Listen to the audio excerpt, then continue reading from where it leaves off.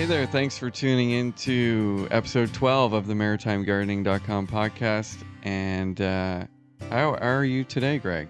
Oh, I'm doing great. It's a rainy day. It is a rainy day. It's kind of a dreary summer day, but kind of nice after all that heat. But I guess the heat's going to come back. So that's what we're going to talk about today, rainy days and gardening. Yes. We were going to record on something else, and I think we will, but I was outside in my garden this morning. I go to my garden every morning, or almost every morning, unless it's pouring down, and just have a look at what happened the night before, because things always happen at night, things always grow. Or also, if your garden's being attacked by pests, they tend to attack at night or early in the morning, so you can see if there's something you need to do. Like I noticed some of my kale was getting attacked by slugs, so I need to deal with that in some way, unless I want to share more kale with slugs. Yeah. But luckily, the bunny rabbits have not been back for 5 days, so They buggered off. Maybe they got too big to get through my fence, or maybe not that's quite sure. But I see no evidence of damage, so that's great. Excellent. Now things can grow. Cool. But yeah, I thought I'd do. I don't know what other people do on rainy days. But if I'm home and it's a rainy day, there's a lot of things you can do. Well, one thing in particular, I guess there's not a lot of things you can do in your garden. It's a good day to plant because the watering's sort of being done for you. Right. But there's one thing you can do in your garden that can be very handy, and I'm going to talk about that. You can really take advantage of a rainy day, or even if you've got a stretch of rainy days coming, that's not necessarily a bad thing. Okay. So I'm going to talk about that, why it's a good thing, why it can be a good thing. As long as it stops eventually, it's a good thing. Yeah, exactly. Cool. Well, I guess maybe before we get into that, I'll just say that our last episode 11, we had some listener feedback on our Facebook page, and you answered a bunch of questions there. That was great. Did you have anything else you wanted to add to that?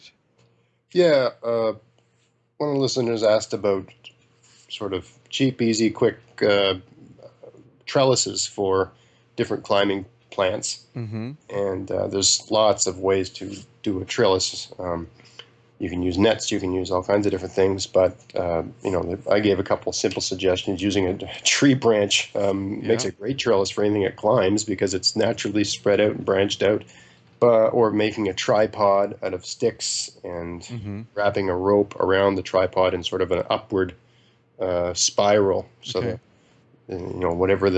if it's a viney thing, it can go up the sticks, but also that by wrapping that rope around in a sort of spiral pattern up towards it from the bottom up to the top, it gives more surface area for climbing plants to grab. Right. But another couple ways to do a trellis, and I'm thinking about beans right now because I think the listener was asking about beans, although I think the listener mentioned bush beans, which generally don't need a trellis. Okay. At least in my experience, they usually stout enough that they stand up on their own. But maybe, the listener has a variety that's tippy, or they're in a windy spot. I don't know. Anyway, another couple ways to do trellises that are quick and easy.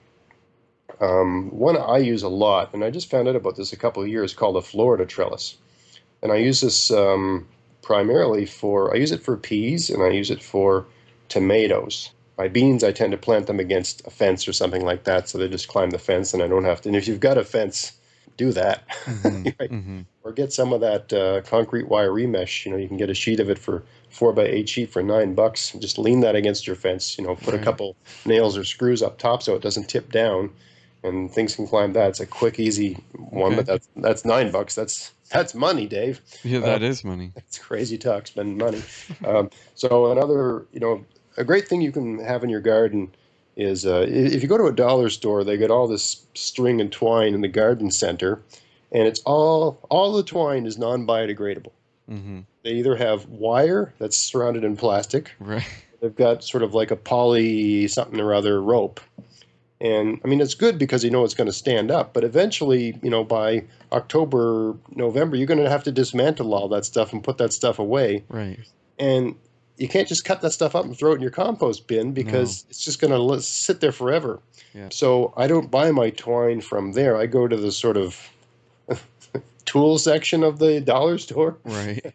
and they got a kind of twine there called jute twine, and Okay. it's just made out of a plant. It's made out of this fibrous material, or hemp, right? Yeah. You get the hemp twine or the jute twine, and the beauty of that stuff is when you're taking apart your trellises, or whatever you've used it for, holding up your tomatoes, or you know uh, if maybe you're training your squashes up a fence or something like that, you need to tie it on somehow. Mm-hmm. You just cut all that with a pair of scissors or a knife, and you just throw it in your compost bin, and Right. it'll just break down and disappear by the following year. Right. So, and it's cheap. I mean, you can get, I don't know, 100 feet for $1 or $2. Yeah. So you buy 1 or 2 rolls of that. I leave it outside, and it's always out in my garden. I have a pair of scissors, a stainless steel knife, and a bunch of rolls of jute all Cool. season. Um, so anyway, here's stuff you can do with jute. The Florida trellis is, if you have a row. So like I plant my tomatoes in rows in 4x10 plot. So they're in 4-foot rows. You could do it lengthwise too. It's up to you. Anyway, you put 2 stakes.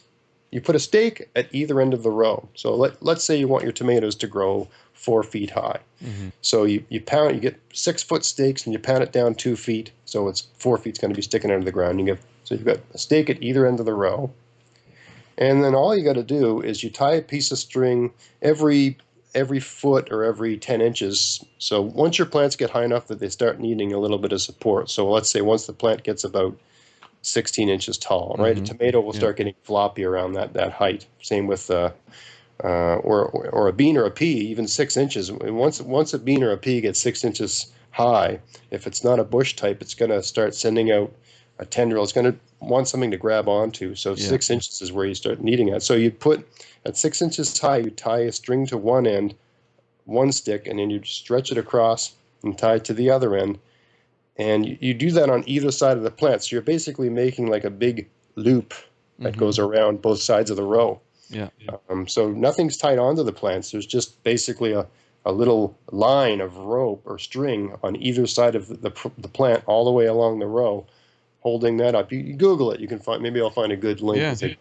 It's called a Florida trellis, and it's a very, very quick way to trellis a lot of, distance. Okay. And you want to put those stakes, like I've done long rows with them, and I find you need a stake about every 6 feet, or they start to get elastic, and they sort of don't have any strength. So you need a stake about at least every 6 feet.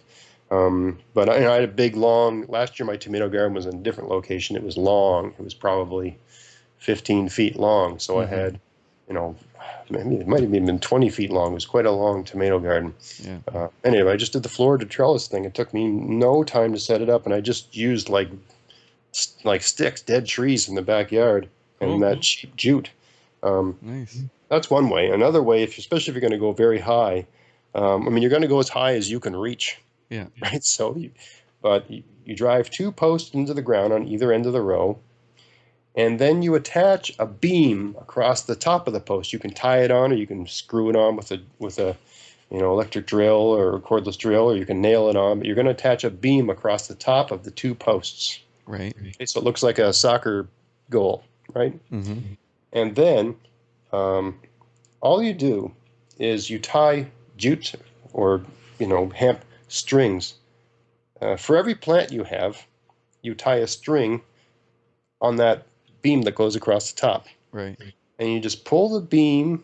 You pull the string down to where your plant. This is really good for beans.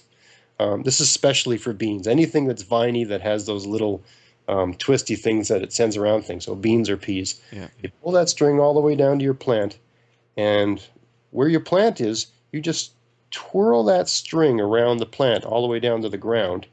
And you do this on an evening where it's not too windy. Right.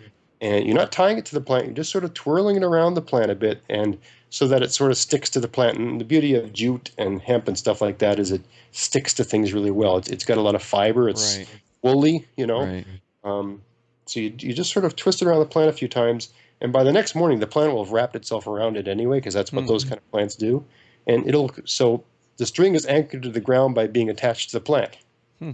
And then the plant will just climb up the string all the way to that beam. Nice. So it's really quick. All you got to do is, post, beam, attach the beam somehow, Yeah. and just, nail it in. And for your posts, for anything like that, I drive them in 2 feet is ideal. If Right. it, if you're pounding it in and it only goes in 20 inches, That's fine. forget it. Just who cares? Yeah. Yeah. If you got to support it with some sort of tent pole, Yeah. a guy wire or whatever. But Sure. don't get bent out of shape on parameters. I say 2 feet because it's Yeah. ideal. But if you're Yeah. just a bit short of that, so what? Yeah. Yeah. Chances are it's not going to blow over. No. Cool. So But yeah. perhaps that's a good thing to do on a rainy day.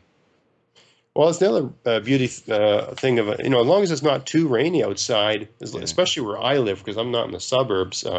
Rainy days tend to have less horse flies and deer flies Yeah. and bugs. If it's not super, it tends to cool down a bit. So it's a good day to sort of do anything construction-y, especially in the heat of July. It tends to be a bit cooler. So if you're going to do Yeah. something that's a bit physical, I try to do everything in my garden when it's the right day to do it. Why force it? So Mm. why would you want to be out there in 30 degrees doing all that hard stuff? Yeah. 30 degrees is a day you just go out to your garden and pick stuff to have a nice meal with your Yeah. barbecue. It's so yeah, save all those sort of physical, harder things like putting up trellises. Not that physical, but Yeah. um, you'd rather be doing on a day like today, where it's just sort of like well, this is kind of like a foggy, rainy day, I guess. Yeah. So you're not getting a sunburn. You Right. can do those little projects with. Mm. So that's one good thing to do on a rainy day is some sort of trellis-like project or reorganizing or moving things around, or if you're going to build a new bed or anything like that, something that Yeah. you just make a list of all those things, whether it's a mental list or an actual list on a piece of paper. Yeah. And, if you've got the time, you do those things on rainy days. Cool. So that's number one. Rainy days, do things that cool weather and less sun uh, make doing those things a little nicer to do. Mm-hmm. What I want to talk about today is number one, why it's good when it rains when you have a permaculture garden. And then number two, about moving plants. Rainy days are when I move plants. And Okay. I plant my plants in such a way that I can move them. And Mm. then when it's a rainy day, I move them, and I'm going to tell you why and how to do all that stuff if Okay. you're not already doing it. So, number one is if you have a permaculture garden, you've got a mulch everywhere. Everywhere there's something growing, there's a mulch, whether it's grass clippings or leaves that you raked up or wood chips that you got from chipping it yourself or buying them or whatever, some sort of wood chip mulch or hay or straw or seaweed, Mm-hmm. whatever your mulch is.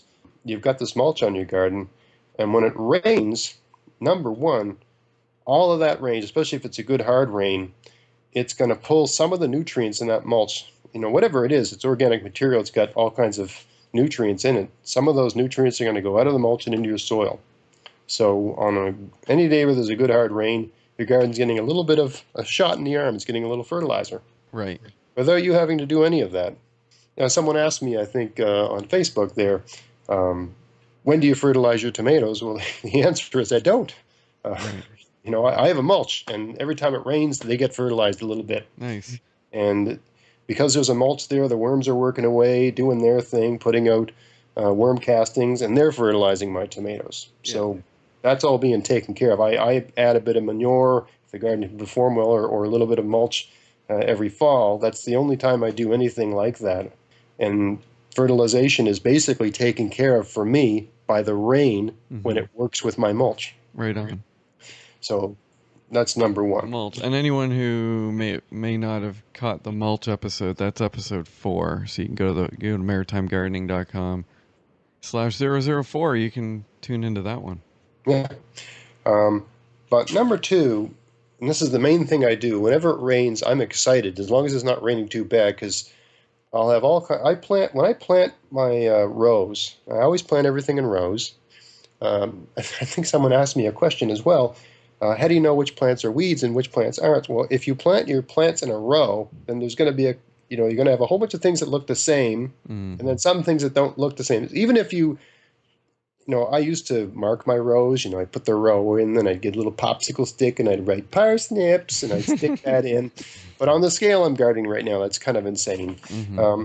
So you plan out. I plan my garden. We're going to do an episode on this, but I plan my garden out, and I take a picture of the whole thing from above. I'm lucky Right. there's a hill above my garden, and Right. I put it in an Excel, and I make a little map of where everything is. So Okay. I won't plant the same thing in that spot the following year, and Okay. I sort of give myself a rough. I change my mind a little bit, but I sit down in March and say, okay, where's everything going to grow this year? So I have a rough idea where things are going to go, and I always go off the script a little bit, but Yeah. generally speaking, everything's where I plan to put it. Mm-hmm. And I'll put everything in rows. And even if you forgot what you planted in that row, you're going to see a whole bunch of things that look the same growing in a line and other things that don't look like those things. Right. So if it's not in the line, if it's not the same as the line, get rid of it. It's Yeah. it's a weed. Yeah. So that's just the easiest way. Gotcha. Also, the bigger your plants get, when most seedlings, when they come up, when they're small, they all kind of look the same. It's two little leaves. But once they put out a second set of leaves and a third set of leaves, those leaves will start looking like the actual plant. Like a tomato, the first leaves don't, they look like a lot of other things. Mm-hmm. But the second leaves, they look like tomato plant leaves. Right. And sometimes you can even pick them up and smush them up in your fingers and smell it. Tomato leaves have a very distinct smell. Yeah. If you've got cilantro, that leaf, it smells like cilantro. A lot of Right. plants will have a distinct smell. Some don't. If you're growing a squash, by the time the second leaves are out, you've got this huge leaf. It's obviously a squash. So when I plant my rows, I plant them quite thick. So, if I'm planting a row of carrots, I don't plant like one seed every inch. I plant like a whole bunch of carrots in a row. Mm-hmm. So, if you put one every inch, there'd be like maybe 20 carrots. Right. But I'm putting down like 50, 60 carrots. I'm just carpeting. I Yeah. made a line with my hand, and I'm just putting a whole bunch of carrots down there because number one, not every seed germinates, so Yeah. you got to compensate for that. But number two, if your soil is really soft and really loamy and really loose, and if you've got a good permaculture garden with good soil and a mulch, it will be. As those plants start coming in, they're gonna find their own room. The soil's soft enough that they can just sort of move out of the way and Mm-hmm. find their own. They won't start. The soil's soft enough, that they can find their own space. Right. So I do this with almost everything I plant, especially things I've saved seeds for, so the seeds didn't cost me anything. Then you can just go crazy, right? Yeah. So you plant heavy, whether it's kale or whatever, and because you don't know what the germination rate's going to be. But then, and you let them grow. Let them grow to a good size. So let them grow to the size that you would buy a transplant at. Mm-hmm. So whatever the plant is, once it's starting to reach that size that you'd see in the transplant store, then you start looking for a rainy day. And when you've got a good rainy day, if it's something like this is when I got to move some kale today. Yeah. So I planted rows that have way more than, there's not enough room for the plants that are there. Root plants, they'll find their own space. You're not going to move root plants. You can't move. Don't move carrots and parsnips and stuff like that. They're just going to Mm-hmm. find their own space. Right. But plants like kale and stuff like that, they have these big broad leaves, and they all need sun. So everything needs to have its own space. And a kale plant's going to need at least a 1 foot by 1 foot area per plant because that's how big they get. They even get bigger than that. They can be almost 2 feet wide if they're really happy and really healthy. So you got to move them around. It wouldn't make sense to plant one seed every foot because No. the regeneration rate of the seeds like 10, 20, 30, 40%. I don't know what, Right. they're not all going to germinate. So you're going to have to put more seeds out than you want, and then you're going to have all these plants. And then move them. It's a shame to just kill them. Yeah. So you sort of carefully try to pull out on a nice rainy day when everything's wet and there's not a lot of hot sun. You carefully try to pull them out and do it in a way that use your bare hands. You can't do this with gloves. You have to feel this. You try to get your hand down under and you try to get that plant out without messing up the roots too bad. Not the end of the world if you break a root here and there, but you got to try to, as best you can, keep that root structure intact. Mm-hmm. And then you just take that out, and wherever you're planning to put those things, you move them. Yeah. Right? And that way they can recover. Right? They can recover because there's not going to be a hot sun on them. The soil's nice and moist. Yeah. They can get a bit of a break. And even when you're doing that, it's good to, if there's any lower leaves that look lousy or whatever, snap off a couple of the leaves of the thing you're moving, Mm-hmm. because by snapping off a couple of the leaves, it's going to have more root per leaf. Okay. So there's less work for the roots to do. All So you're right. giving it a bit of a break. Yeah. Yeah. Because the more foliage there is, the more water the plant needs, the more everything the plant needs. So you Mm-hmm. snap off a couple leaves without damaging the seedling too much, and you're going to give that plant a little bit of a break, Nice. and then move them. And then the beauty of that, why it's good to move them like that, is that you're going to find over the next 2-3 weeks, all the plants you moved are going to be smaller. So the plants that stayed are going to outgrow the plants you moved. Mm-hmm. Regardless of what the plant is. Like if you moved I plant my squashes, I'll plant 2 or 3 seeds in a little area. Yeah. And if I've got somewhere to stick, you don't want two or three squash growing next to each other. They get huge, right? Right. So you got to move them so there's just one there Mm-hmm. for ideal conditions, right? To give that one plant all the real estate. Yeah. So if you got some other place to put the other ones, you do. But what's going to happen is that the plant you moved is going to be set back a couple weeks. Right. Nothing likes being moved, right? It'd be like giving you a new stomach. You'd lose Yeah. some weight if you had a Yeah. stomach transplant. So, Yep. um, best diet ever, sort of thing. If it doesn't Yeah. count. Yeah. There you go. So, so the beauty of that is that whatever the plant is, if you've got more than one of it, right? One of the most difficult things when you've got a garden of any size is getting overwhelmed with too much of something. Mm-hmm. You've got no zucchini, no new zucchini, no zucchini, and then 10 zucchini a day for 3 weeks. Yeah. That's a lot of zucchini. It is. That's hard to keep up with. Yeah. So by moving, let's say you move half of them to other places, those other ones, they're going to come in a couple weeks later than the original ones, Yeah. the ones that didn't move. Mm-hmm. So just when those ones start running out, you're going to get the other ones to start producing. Mm-hmm. So that's a great thing for any green, like a Swiss chard or a kale or whatever. A lot of those plants, they do get exhausted a little bit. Yeah. They start to not taste as good, and they just lose their vigor. Right. So when that's starting to happen, you can just you can keep harvesting from them. You're just not getting as much, or you can just switch over and go to your the new ones. Mm. Also, you can leave a couple, like for a plant like kale. You can leave the real if you planted a whole bunch of kale from seed and it was an heirloom seed, and we'll do a whole episode on saving seeds. If it's an heirloom seed, you take the most amazing plant you had and you don't even touch it. You don't harvest from it. You leave it alone. Mm-hmm. And maybe leave 2 of them alone so they've got someone to mate with, sort of thing. Yeah. You leave them so that they'll go to seed, and you can take the seeds from that amazing plant. That plant's a winner, right? Yeah. And you can start getting things happening in your garden that no one else is able to do, because you found a seed that likes your conditions. When you buy a seed from a store, it's seeds that like the conditions of where that seed was raised. Yeah. Right. And you wouldn't think it would be that specific, but it is. There's certain things that just do well. Your soil, your light, your soil, your moisture content, your light levels, everything, the windiness of where you are, all those things. Yeah. Some things like that, and some things don't. And there's variation within every variety. So saving seeds is a great thing to do. Cool. And the whole reason I got on the topic was that sometimes you don't want to leave the plants alone because you want to eat them. Right. Right. Right. But if you've got this second wave coming, then it's like, oh, okay, well, I'll just leave him alone because I've got all this other stuff coming in. Yeah. Also, it can be handy because as that plant's getting bigger, and it might attract pests to it, so they'll leave your other plants alone. I gotcha. Get lucky that way.